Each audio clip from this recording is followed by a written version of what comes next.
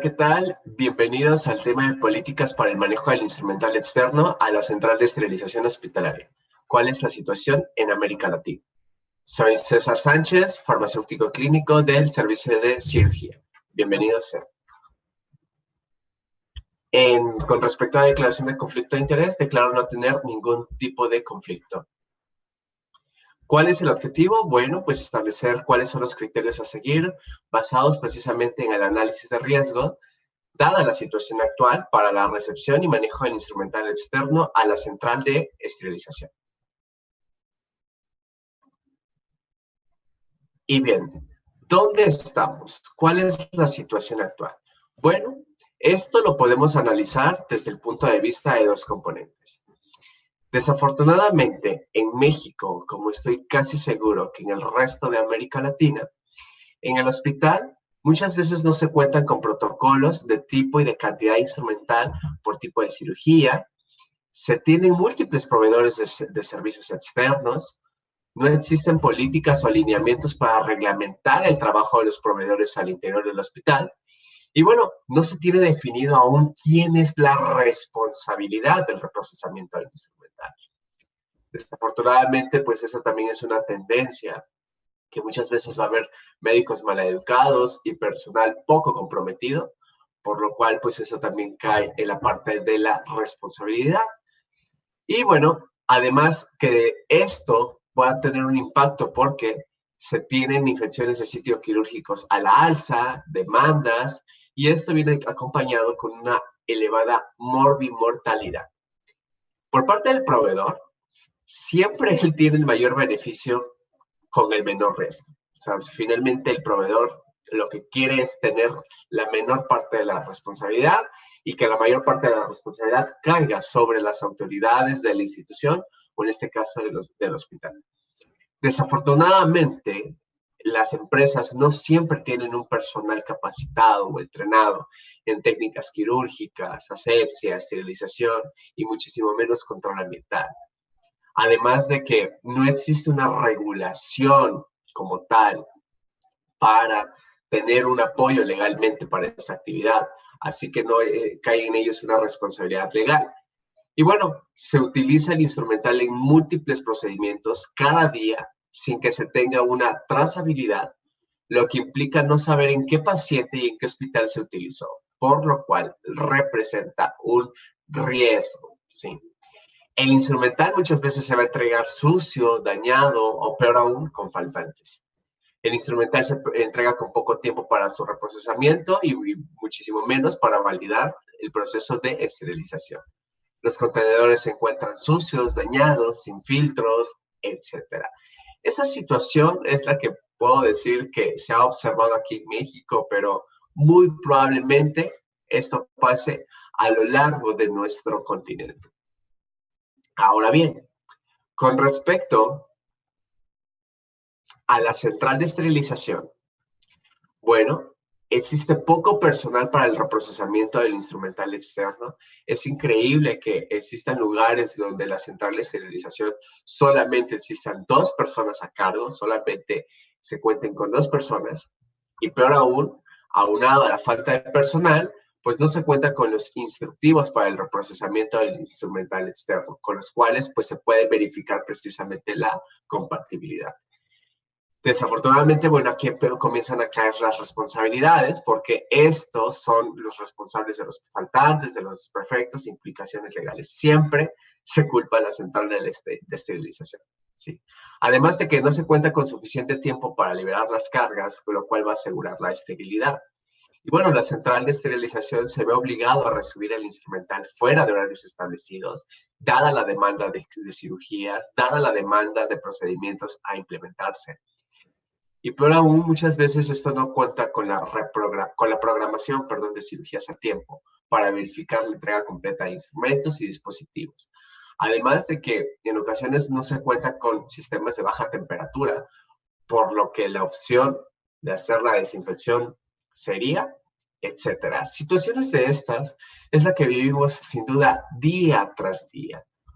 Por lo cual, si lo vemos desde el punto de vista de análisis de riesgo, bueno, con respecto al riesgo paciente, Pues en el paciente lo vamos a ver precisamente en el caso de las infecciones, sobre todo del sitio quirúrgico, lesiones, lesión a un cuerpo extraño o inclusive en óblitos.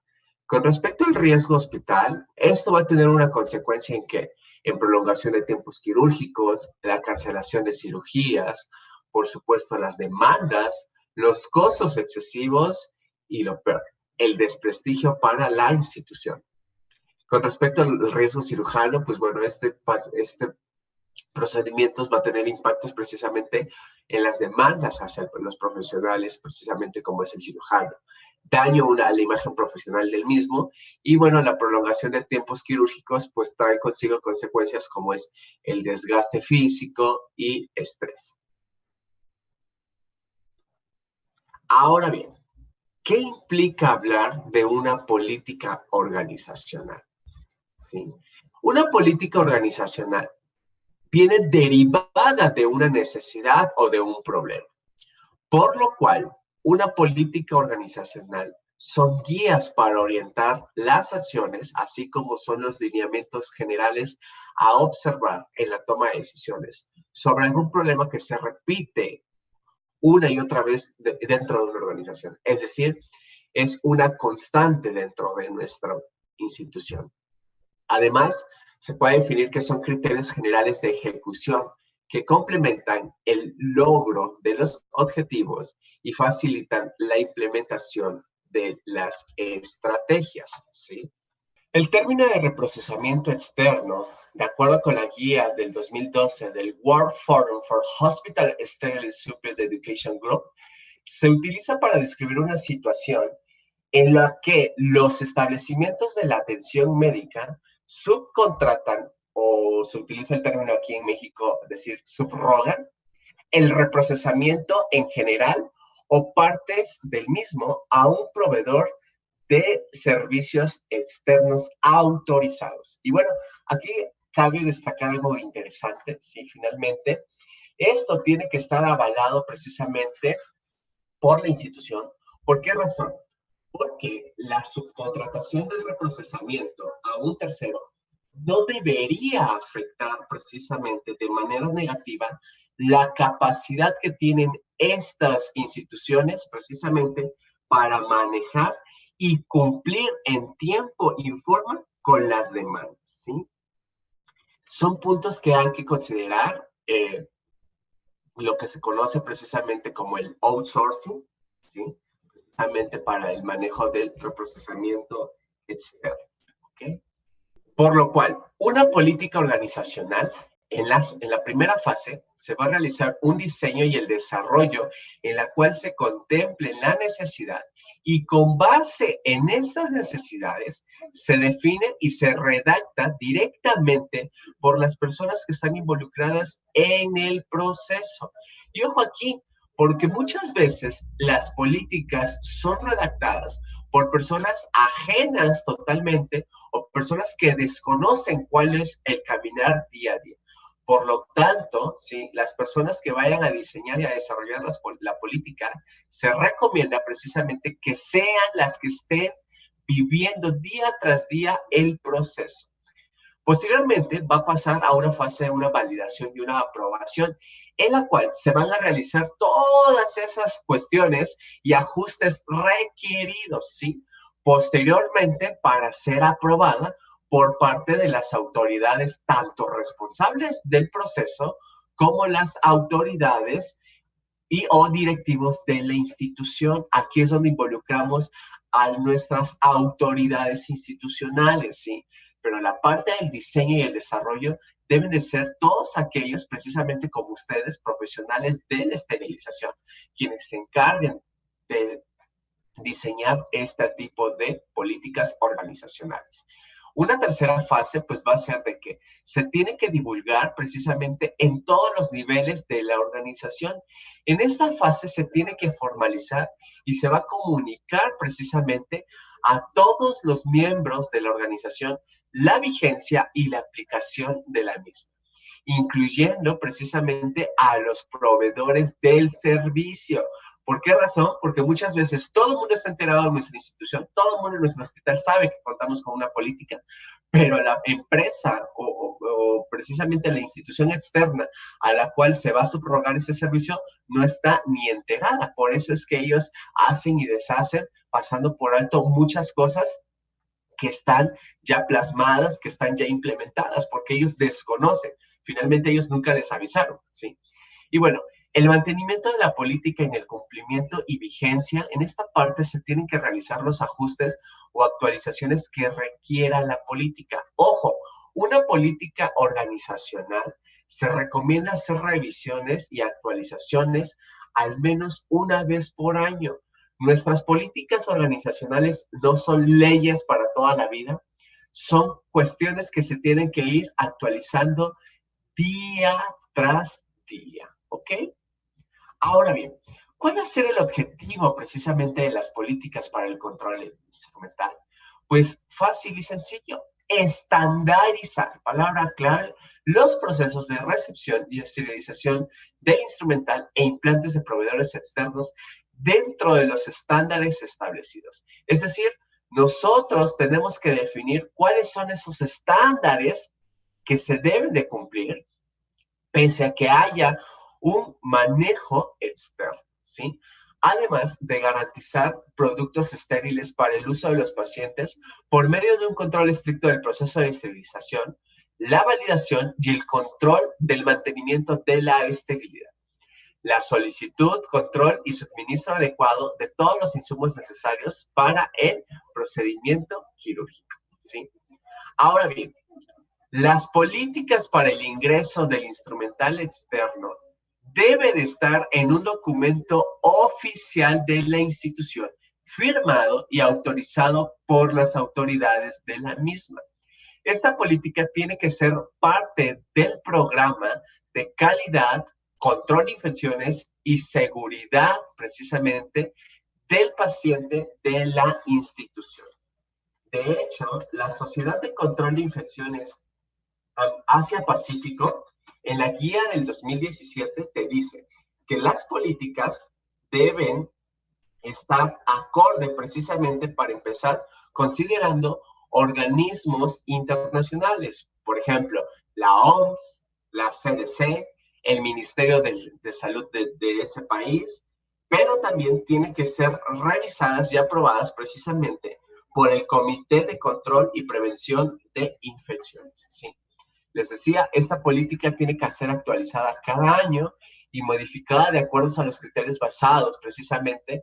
¿Para qué razón? Para continuar con un proceso de mejora y no en complacencias del proveedor o en conveniencias de costo. Recuerden que ante todo se encuentra y va de por medio la seguridad del paciente, ¿ok? Estas políticas tienen que implementarse a través de trazabilidad y tener controles de calidad para el manejo de instrumentos e implantes traídos de fuera, ¿ok? Las políticas para el ingreso del instrumental externo nos van a ayudar también a reducir la pérdida y, lo más importante, asegurar el correcto reprocesamiento del mismo, ¿sí? ¿Cuáles son esos requisitos mínimos? Y la palabra clave es mínimo porque puede haber más, eso es solamente alguna sugerencia, ¿sí? Para el manejo del instrumental externo, bueno, la requisición, deben de considerar la requisición del implante o instrumento en préstamo, deben de tener una lista de inventario de recepción, debe de contar con instrucciones escritas del fabricante para el reproceso del dispositivo, además de que debe de existir una transportación del instrumento procesado al punto del uso en condiciones óptimas y adecuadas, así como debe existir un retorno del instrumento para el reproceso, el cual debe estar inventariado y también se tiene que retornar al proveedor. Además de mantener un registro con históricos de transacciones, ¿sí? ¿Qué más debemos de considerar? La esterilización flash no debe ser usada como sustituto para tener suficientes instrumentos aunado precisamente o como resultado del retardo en la entrega del instrumento a préstamo. Todos los instrumentos prestados deben ser considerados contaminados y entregados directamente al área de descontaminación. Los contenedores tienen que ser contenedores rígidos y los cuales tienen que ser inspeccionados para asegurar la integridad y la función y ser limpiados de acuerdo a las instrucciones del fabricante, ¿ok? Los dispositivos implantables deben ser esterilizados con un indicador biológico e indicadores químicos clase 5 y deben estar integrados y documentados. Con respecto al almacenamiento, los materiales deben ser empacados y etiquetados y almacenados para asegurar la esterilidad. Recuerden, procesos críticos, ¿sí? Y cada artículo deberá ser marcado con la fecha en la cual se realizó la esterilización. Además, se tiene que cuidar precisamente la exposición a la humedad, al polvo, a la luz excesiva o a la manipulación, ya sea de tanto el personal externo como el personal interno. Parámetros como la temperatura y la humedad extrema se reduce precisamente la esterilidad de los artículos. Eso hay que recordarlo, que es algo muy importante. La esterilidad del artículo empacado debe ser considerada relacionada al evento, ¿sí? Considerar también eventos que puedan comprometer la esterilidad del empaque, como pueden ser múltiples manipulaciones, penetración de la humedad, exposición a contaminantes transportados por aire o incluso la pérdida de la integridad del empaque. ¿Ok? Los empaques estériles deben ser almacenados bajo condiciones ambientales controladas, como temperaturas no mayores a 25 grados, ¿sí? Que cuenten con 4 recambios de aire por hora y la humedad no tiene que exceder el 70%, además de un tráfico controlado, ¿ok? Además, los empaques estériles deben ser almacenados bajo condiciones ambientales controladas, ¿sí? Almacenados de una manera que facilite la limpieza y la circulación del aire. Por ejemplo, 25 centímetros por arriba del piso, 45 centímetros por abajo del techo y 5 centímetros separado de las paredes. No se guardan empaques de transportación, por ejemplo, en cajas en las áreas del almacenamiento, ¿ok? Con respecto a las competencias que deben de tener el personal, bueno, en la introducción de personal deben revisarse políticas y procedimientos del reprocesamiento de los artículos estériles. El personal debe de contar o debe de tener educación continua, ¿sí? Precisamente cuando son introducidos equipos nuevos, instrumentos, procesos, etcétera. Y además se debe de evaluar la competencia y el conocimiento del personal, ¿sí? A través de operación y mantenimiento del equipo esterilizador, la selección y monitoreo del ciclo, el uso de un indicador químico, un indicador biológico y físico, así como el llenado de documentos. Y con respecto a la documentación, que es algo muy importante precisamente para la cuestión de la trazabilidad, los registros de esterilización deberían mantenerse por un tiempo específico. Los registros son requeridos para la verificación del proceso y utilizados en el análisis del funcionamiento del esterilizador. Y cada ciclo en cualquier modalidad de uso debe ser documentado, ¿sí? Esto incluye el número de lote asignado, el contenido de la carga y el resultado de los indicadores químicos, físicos y biológicos. Y bueno, esas son algunas de las referencias, de las cuales también van a encontrar detalladamente algunos puntos más a tratar en el documento en formato Word, ¿sí?